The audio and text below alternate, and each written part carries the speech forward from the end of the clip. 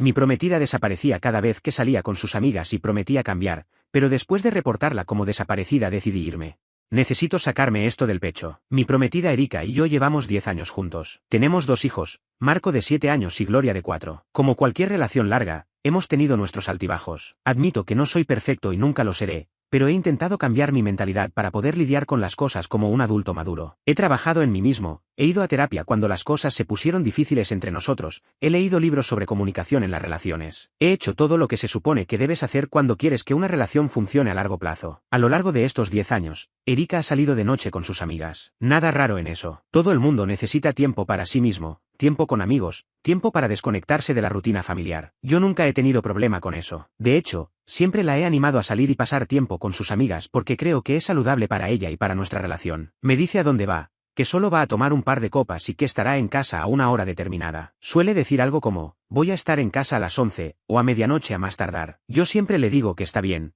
que se divierta, que no se preocupe por nada en casa porque yo me encargo de los niños. Excepto que eso de llegar a la hora que dice rara vez ha sucedido. Y cuando digo rara vez, quiero decir que prácticamente nunca sucede. Al principio de nuestra relación, cuando empezó a salir con sus amigas, si cumplía con lo que decía, llegaba cuando prometía llegar, o como máximo media hora tarde. Yo no tenía ningún problema con eso porque entendía que a veces las cosas se alargan, que pierdes la noción del tiempo cuando estás pasándola bien. Pero con los años, esa media hora de retraso se convirtió en una hora, luego en 2 horas, luego en toda la noche. El patrón siempre es el mismo. Me empieza a mandar mensajes hasta cierto punto, normalmente alrededor de las 8:30 de la noche más o menos. Me manda fotos de dónde está, me cuenta que están pasándola bien, me pregunta cómo están los niños. Todo normal hasta ese punto. Y a partir de ahí, silencio de radio hasta que vuelve a casa. Deja de responder mis mensajes. Deja de contestar mis llamadas. Simplemente desaparece del mapa hasta que finalmente cruza la puerta de entrada, normalmente cuando ya está amaneciendo. Lo más temprano que volvió a casa una vez fue como a las 3:30 de la mañana. Recuerdo esa noche perfectamente porque fue una de las primeras veces que pasó. Me había quedado despierto esperándola, preocupado porque no sabía nada de ella desde las 8:30. Cuando finalmente llegó, le pregunté dónde había estado y por qué no había respondido mis mensajes. Me dijo que se le había acabado la batería del teléfono y que perdieron la noción del tiempo. Le creí en ese momento porque todavía confiaba en ella completamente, pero con los años se ha ido haciendo más y más tarde. Las 3:30 se convirtieron en las 4, luego en las 5,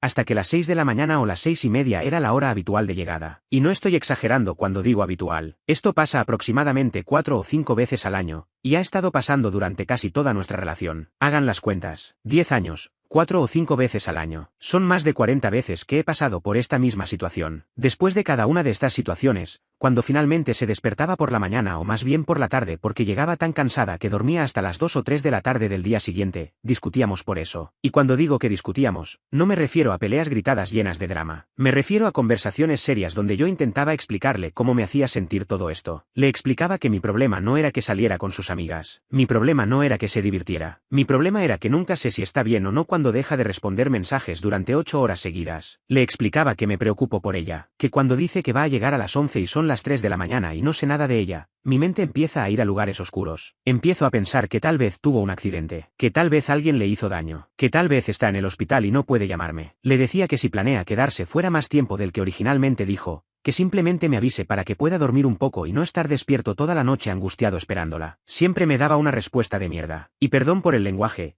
pero no hay otra forma de describirlo. Sus excusas eran siempre las mismas variaciones del mismo tema. Se me olvidó. Estaba muy ocupada divirtiéndome. No pensé que fuera tan tarde. Mi teléfono se quedó sin batería. Había mucho ruido y no escuché tu llamada. Perdimos la noción del tiempo. Una y otra vez, las mismas excusas genéricas que no significaban nada y que no arreglaban nada. Y cada vez, después de darme esas excusas, prometía cambiar. Me juraba que no volvería a pasar. Me decía que entendía por qué estaba molesto y que la próxima vez sería diferente. Me prometía que respondería mis mensajes, que me mantendría informado, que llegaría a la hora que dijera o al menos me avisaría si iba a llegar más tarde. Y cada vez, yo quería creerle. Cada vez, me decía a mí mismo que esta vez sería diferente, que finalmente había entendido lo que le estaba pidiendo, pero nunca lo hacía. La siguiente vez que salía con sus amigas, exactamente lo mismo. Silencio de radio después de las 8:30. Llegada a las 6 de la mañana. Excusas. Promesas vacías. El ciclo se repetía una y otra vez. Empecé a preguntarme si yo era el problema, si estaba siendo demasiado controlador, si estaba exagerando. Hablé con amigos sobre esto, tanto hombres como mujeres, para tener diferentes perspectivas. Todos me dijeron lo mismo, que no estaba siendo irrazonable, que pedir que tu pareja te mantenga informado cuando va a llegar mucho más tarde de lo planeado no es ser controlador, es comunicación básica en una relación. Incluso llevé este tema a terapia de pareja. El terapeuta estuvo de acuerdo conmigo. Le dijo a Erika que lo que yo estaba pidiendo era completamente razonable. Erika estuvo de acuerdo en esa sesión. Asintió, dijo que entendía. Prometió hacer mejor las cosas. Pero nada cambió. Los niños empezaron a notar las cosas también. Marco, que ahora tiene 7 años, me preguntó una vez por qué mamá siempre llegaba cuando él estaba desayunando después de haber salido la noche anterior. Le tuve que explicar que mamá había estado con sus amigas y que se había quedado en casa de una de ellas porque era muy tarde para manejar. No quería decirle la verdad, que su madre llegaba a las 6 de la mañana oliendo a alcohol después de haberme ignorado toda la noche. Pasó de nuevo esta semana. Erika me dijo el martes que iba a salir el viernes con sus amigas Eva y Fabiola. Me dijo que iban a ir a un bar nuevo que había abierto en el centro, que solo iban a tomar un par de copas y que estaría en casa a más tardar a las 11 de la noche. Yo le dije que estaba bien, que se divirtiera. Internamente, ya sabía lo que iba a pasar. Ya lo había vivido tantas veces que podía predecir exactamente cómo se desarrollaría la noche. El viernes llegó, Erika se arregló, se puso un vestido bonito, se maquilló, se perfumó, se veía hermosa, se lo dije. Me dio un beso, les dio un beso a los niños, y se fue alrededor de las 7 de la noche. Los niños y yo cenamos juntos, vimos una película, jugamos un rato. Los acosté alrededor de las 8:30. Todo normal hasta ese punto. Alrededor de las 8, Erika me mandó una foto del bar. Se veía bonito, moderno, con buena iluminación. Me mandó otro mensaje diciendo que la estaban pasando bien, que la música estaba buena. Le respondí que me alegraba. Me mandó otro mensaje a las 8:15 diciendo que iban a pedir otra ronda de bebidas. Le respondí con un emoji. Y eso fue todo. Después de las 8:15, silencio total. A las 11 de la noche, que era cuando había dicho que llegaría, le mandé un mensaje preguntando si venía en camino. No respondió. La llamé. No contestó. A las 11:30, lo intenté de nuevo. Nada. A medianoche, empecé a preocuparme de verdad aunque sabía que probablemente estaba bien y simplemente me estaba ignorando como siempre. A la 1 de la mañana, llamé a Eva, una de las amigas con las que supuestamente estaba. Eva me dijo que Erika se había ido del bar alrededor de las 10 con Fabiola, que ellas dos habían decidido ir a otro lugar y que Eva se había ido a casa porque estaba cansada. Le pregunté si sabía a dónde habían ido Erika y Fabiola. Me dijo que no estaba segura. Intenté llamar a Fabiola. No contestó. Intenté mandarle mensajes. Nada. A las 2 de la mañana, estaba completamente despierto, furioso y preocupado al mismo tiempo. A las 3 de la mañana, decidí que ya no podía seguir así. A las 4 de la mañana, todavía nada. A las 5 de la mañana, seguía sin saber nada. A las 6 de la mañana, cuando normalmente llegaba en situaciones anteriores, tampoco llegó. Eso fue cuando empecé a asustarme de verdad. Incluso en sus peores noches, siempre había llegado a las 6 o 6:30 como máximo. Pero ahora eran las 6:15 y no había señales de ella. La llamé, directo al buzón de voz. Su teléfono estaba apagado o sin batería. A las 7 de la mañana, absolutamente ninguna noticia de ella. Los niños se despertaron. Marco me preguntó dónde estaba mamá. Le dije que todavía estaba con sus amigas. Preparé el desayuno para ellos, los ayudé a vestirse. Traté de actuar normal aunque por dentro estaba hecho un desastre. A las 8 de la mañana, tuve que llevar a Marco a la escuela. Dejé a Gloria con mi hermana para que la cuidara mientras yo iba a trabajar. A las 9 de la mañana, cuando empezó mi turno en el trabajo, todavía no sabía absolutamente nada de Erika. Habían pasado más de 12 horas desde que dejó de responder mensajes. Decidí reportarla como desaparecida. Llamé a la policía y les expliqué la situación. Les dije que mi prometida había salido la noche anterior,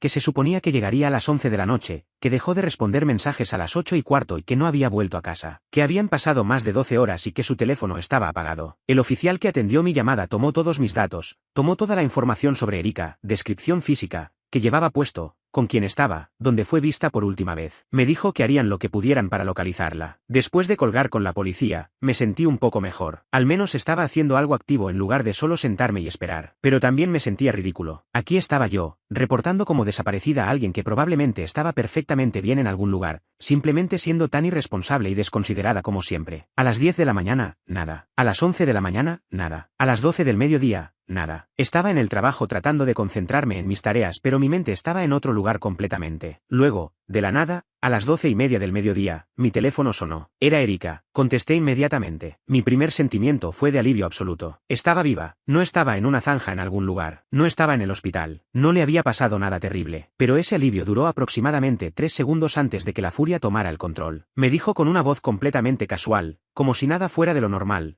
que estaba llamando a un taxi, que llegaría pronto a casa, que estaba a solo 20 minutos de distancia. Le pregunté dónde había estado. Me dijo que se había quedado en casa de Fabiola porque era muy tarde para manejar. Le pregunté por qué no me había avisado, por qué no había respondido ninguno de mis mensajes o llamadas, por qué su teléfono había estado apagado durante más de 15 horas. Me dijo que se le había acabado la batería y que se había quedado dormida. Le dije que la había reportado como desaparecida. Hubo silencio del otro lado de la línea. Luego me preguntó por qué había hecho eso. No podía creer lo que estaba escuchando. Le pregunté si estaba bromeando. Le dije que no había sabido nada de ella durante más de 15 horas, que su teléfono estaba apagado, que no había vuelto a casa cuando dijo que lo haría ni siquiera cerca de esa hora, que qué esperaba que hiciera. Me dijo que estaba exagerando, que claramente estaba bien. Le dije que necesitaba llamar a la policía para cancelar el reporte. Colgué sin decir nada más. Llamé a la policía, les expliqué que Erika había aparecido, que estaba bien. Erika me dijo que llegaría en 20 minutos. Eran las 12:30 del mediodía cuando me llamó. 20 minutos significaría que llegaría a la 1:10 aproximadamente. Seguí con mi trabajo, mirando el reloj cada 5 minutos. La 1:10 llegó y pasó. La 1 llegó y pasó. La 1:30 llegó y pasó. A las 2 de la tarde, le mandé un mensaje preguntando dónde estaba. No respondió. A las 2:30, la llamé. No contestó. A las 3 de la tarde, estaba tan furioso que no podía ni pensar derecho. Finalmente, a las 3:30 de la tarde, recibí un mensaje de ella diciendo que ya estaba en casa. Habían pasado 3 horas desde que me dijo que llegaría en 20 minutos. Terminé mi turno a las 4 de la tarde. Conduje a casa con la mente completamente en blanco. No estaba enojado en ese momento. No estaba triste. No estaba frustrado. Estaba completamente vacío. Había alcanzado un punto en el que simplemente ya no sentía nada excepto una claridad absoluta sobre lo que tenía que hacer. Llegué a casa. Entré por la puerta principal. Erika estaba en la sala viendo televisión como si fuera un sábado completamente normal. Me vio entrar y me sonrió. Me dijo hola como si no hubiera pasado absolutamente nada fuera de lo común. No dije nada. Subí directamente a nuestra habitación. Saqué una maleta del closet. Empecé a empacar mis cosas. Ropa, artículos de tocador, documentos importantes,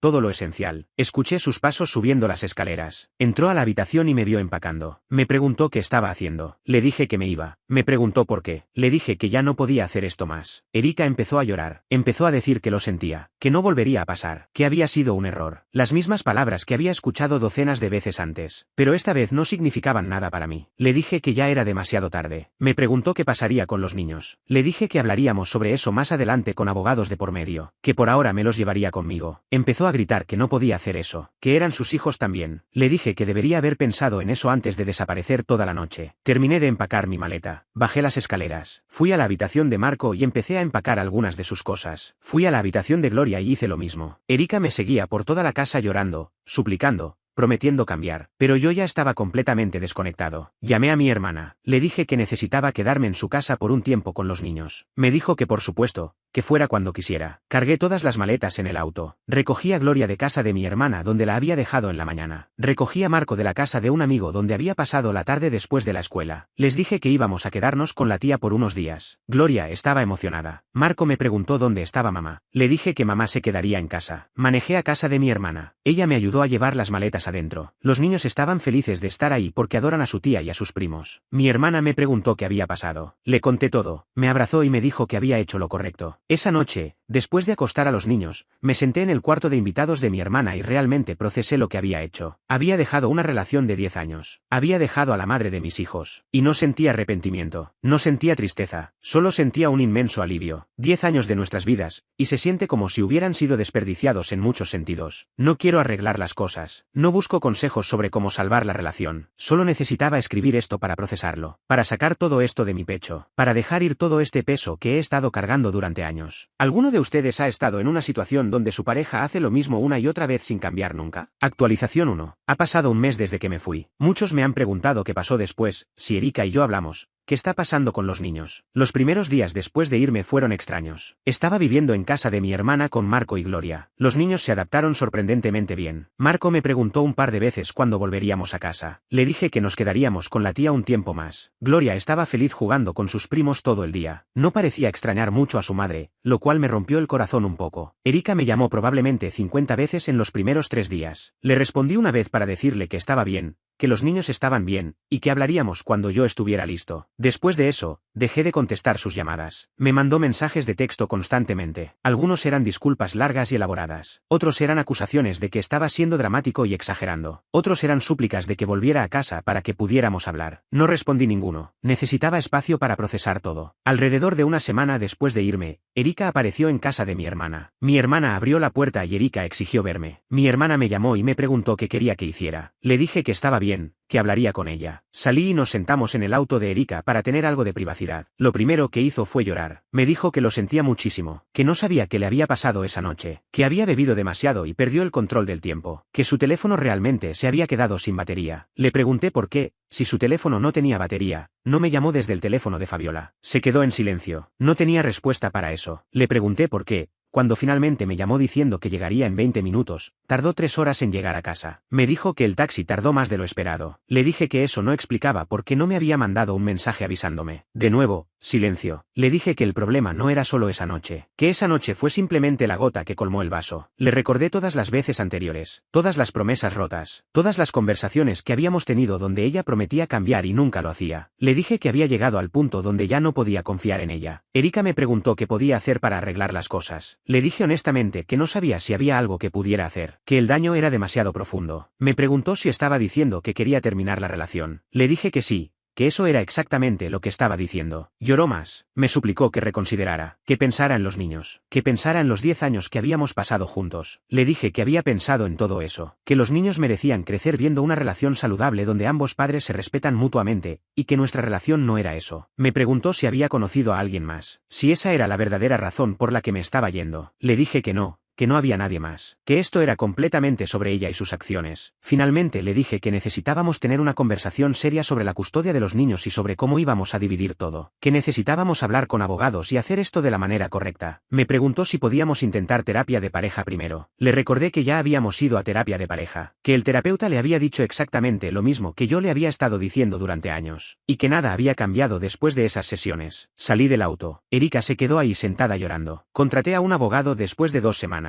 Le expliqué toda la situación. Le mostré los mensajes de Erika donde admitía haber estado fuera toda la noche. Le conté sobre el patrón de comportamiento de años. El abogado me dijo que tenía un caso sólido para pedir custodia primaria. Me dijo que documentara todo. Cada interacción con Erika. Cada vez que llegaba tarde a recoger a los niños. Cada promesa rota. Todo. Empecé el proceso de buscar mi propio apartamento. No podía quedarme con mi hermana para siempre. Encontré un apartamento de 2 habitaciones a un precio razonable. No era tan grande como la casa que compartía con Erika, pero era suficiente para mí y los niños. Firmé el contrato de arrendamiento y empezamos a mudarnos. Los niños estaban emocionados con el apartamento nuevo. Marco eligió qué habitación quería. Gloria estaba feliz porque tenía una ventana grande en su habitación por donde entraba mucho sol. Poco a poco, empezamos a establecer una rutina. Yo los llevaba a la escuela, iba a trabajar, los recogía, hacíamos la tarea juntos, cenábamos, jugábamos un rato, los acostaba. Los fines de semana íbamos al parque, al cine, a casa de mi hermana a jugar con sus primos. Erika seguía pidiendo más tiempo con ellos. Eventualmente cedí y dejé que se los llevara los domingos. Pero establecí reglas claras. Tenía que traerlos de vuelta a una hora específica. Tenía que responder sus mensajes cuando yo le preguntara cómo estaban los niños. Tenía que avisarme si había algún cambio de planes. Sorprendentemente, ha cumplido con estas reglas hasta ahora. Un mes después de irme, me siento mejor de lo que me he sentido en años. No me despierto en medio de la noche preguntándome dónde está ella. No me siento ansioso los viernes por la noche anticipando otra desaparición.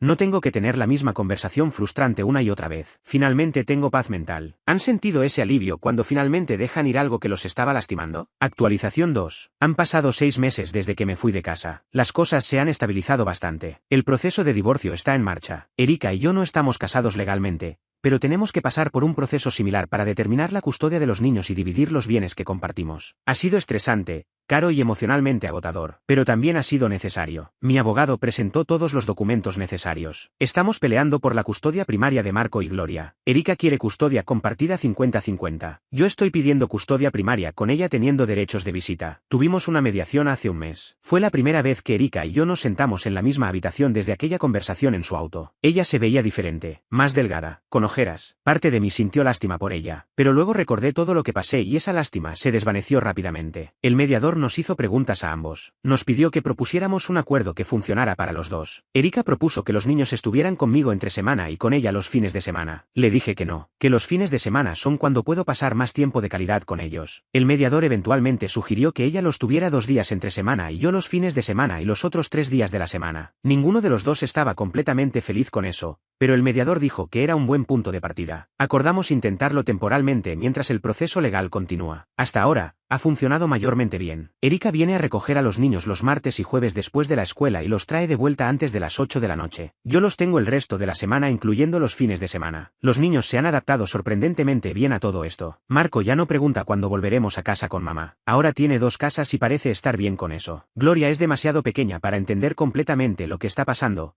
pero no parece estar afectada negativamente. Ambos están bien en la escuela. Ambos parecen felices. Eso es lo único que realmente me importa en todo esto. Erika ha estado tratando de ser mejor. He notado que ha estado cumpliendo con los horarios, que responde mis mensajes cuando le pregunto cómo están los niños cuando están con ella, que los trae de vuelta a la hora acordada. He empezado a salir de nuevo. Nada serio, solo algunas citas aquí y allá. Es extraño estar en el mundo de las citas después de 10 años fuera de él, pero ha sido bueno para mí. Me ha recordado que hay mujeres ahí fuera que realmente valoran la comunicación y el respeto. Mujeres que responden mensajes. Mujeres que llegan cuando dicen que van a llegar. Cosas básicas que debería haber tenido todo este tiempo. Financieramente, las cosas han sido difíciles. Mantener mi propio apartamento, pagar las cuentas de los niños, pagar al abogado. Todo suma, pero lo estoy manejando. He tenido que ajustar mi presupuesto. He tenido que sacrificar algunas cosas, pero vale la pena por la paz mental que tengo ahora. Mis amigos y familia han sido increíblemente solidarios. Mi hermana sigue siendo un apoyo enorme. Cuida a los niños cuando necesito hacer algo. Mis padres también han estado ahí. Me ayudan financieramente cuando pueden. Pasan tiempo con los niños. Porque sí, hay momentos en los que dudo, momentos en los que me pregunto si debería haberle dado otra oportunidad, si debería haber sido más paciente, pero luego recuerdo todas esas noches, todas esas promesas rotas, todas esas veces que mis sentimientos fueron completamente ignorados, y sé que hice lo correcto. Actualización 3. Ha pasado un año completo desde aquella noche en que Erika desapareció y yo finalmente decidí irme. Parece tanto tiempo y al mismo tiempo parece que fue ayer. El acuerdo de custodia finalmente se finalizó hace 3 meses. Después de meses de mediaciones, audiencias y negociaciones, llegamos a un acuerdo. Tengo custodia primaria de Marco y Gloria. Erika tiene derechos de visita cada martes y jueves por la noche, y un fin de semana al mes completo. No es lo que ninguno de los dos quería originalmente, pero es lo que el juez decidió que era mejor para los niños. Erika lloró cuando se anunció la decisión. Intentó apelar, pero su abogado le aconsejó que no lo hiciera. Eventualmente aceptó el acuerdo. Desde entonces, ha estado cumpliendo religiosamente con el calendario de visitas. No ha llegado tarde ni una sola vez. No ha cancelado ni una sola vez. Es como si finalmente entendiera que las acciones tienen consecuencias. Los niños están bien. Marco tiene ahora 8 años y está en 3er grado. Le está yendo excelente en la escuela. Tiene buenos amigos. Juega fútbol los sábados. Es un niño feliz y ajustado. Gloria tiene ahora 5 años y está en kindergarten. Es una niña brillante y sociable. Hace amigos fácilmente. Adora el arte y pasa horas dibujando. No parece tener ningún recuerdo claro de cuando todos vivíamos juntos, lo cual probablemente es bueno. Para ella, esta es su vida normal. Tiene la casa de papá y la casa de mamá y está feliz en ambas. Económicamente, estoy en un lugar mucho mejor ahora que hace un año. He aprendido a manejar mi dinero mejor. He establecido un presupuesto estricto. He empezado a ahorrar de nuevo. Conseguí un ascenso en el trabajo hace unos meses, lo cual ayudó significativamente. En cuanto a mi vida personal, he estado saliendo con alguien seriamente durante los últimos 4 meses. Se llama Irene. Tiene 32 años y trabaja como enfermera. La conocí a través de un amigo mutuo. Es amable, considerada, comunicativa. Todas las cosas que necesitaba en una pareja pero que no tuve con Erika. Responde mis mensajes. Llega cuando dice que va a llegar. Me avisa si algo cambia. Cosas básicas que no debería sorprenderme tanto pero que lo hacen. Los niños han conocido a Irene. Fui muy cuidadoso con eso. No quería presentarles a alguien a menos que estuviera seguro de que la relación era seria. La primera vez que la conocieron fue hace un mes. Fuimos todos al zoológico. Los niños estaban un poco tímidos al principio, pero Irene es natural con los niños y pronto los hizo sentir cómodos. Marco me preguntó después si Irene era mi novia. Le dije que sí. Me preguntó si eso significaba que era su madrastra. Le expliqué que no exactamente, pero que era alguien importante para mí. Erika no tomó bien saber que estoy saliendo con alguien. Marco se lo mencionó en una de sus visitas. Erika me llamó esa noche furiosa. Me acusó de reemplazarla, de traer extraños a la vida de sus hijos. Le dije calmadamente que mi vida personal ya no era su asunto, que los niños estaban bien, que Irene era una buena persona que trataba a los niños con respeto. Intentó usar esto en contra mía legalmente. Su abogado le dijo que no tenía caso. Eventualmente se calmó y dejó de mencionar el tema. He reflexionado mucho sobre toda esta experiencia durante este año, sobre los 10 años que pasé con Erika, sobre el patrón que toleré durante tanto tiempo. Creo que parte de mí seguía esperando que cambiara, que un día despertaría y sería la pareja que necesitaba que fuera. Pero las personas no cambian a menos que realmente quieran cambiar. Y Erika claramente no quería cambiar hasta que fue demasiado tarde. He aprendido mucho sobre mí mismo en este año. He aprendido que merezco estar con alguien que me respete, que la comunicación básica no es mucho pedir, que establecer límites no me hace controlador, que priorizar mi paz mental no me hace egoísta, que mis hijos merecen ver un modelo de relación saludable. Erika y yo no somos amigos, probablemente nunca lo seremos, pero hemos llegado a un lugar de coexistencia civil por el bien de los niños. Nos comunicamos cuando necesitamos hacerlo sobre temas relacionados con Marco y Gloria. Mantenemos las cosas educadas y directas. Mirando hacia el futuro, me siento optimista por primera vez en mucho tiempo. Tengo una buena relación con una mujer que me trata bien. Tengo 2 hijos increíbles que están prosperando. Tengo un trabajo estable y un hogar que es verdaderamente mío. Tengo paz mental. No me despierto ansioso preguntándome qué pasará esta noche. Para cualquiera que esté leyendo esto y se encuentre en una situación similar, mi consejo es este. No toleren falta de respeto repetida esperando que eventualmente cambie. Si alguien te muestra quién es a través de sus acciones, créeles. Si estás sacrificando tu paz mental para mantener una relación, esa relación no vale la pena mantener. Tomó 10 años y una noche particularmente horrible para que finalmente me diera cuenta de esto. Ojalá lo hubiera entendido antes. Pero también sé que todo sucede cuando tiene que suceder. Que no estaba listo para irme hasta que estuve listo. Y que los 2 niños increíbles que salieron de esa relación hacen que todo haya valido la pena. Gracias a todos los que me han apoyado y seguido durante este año.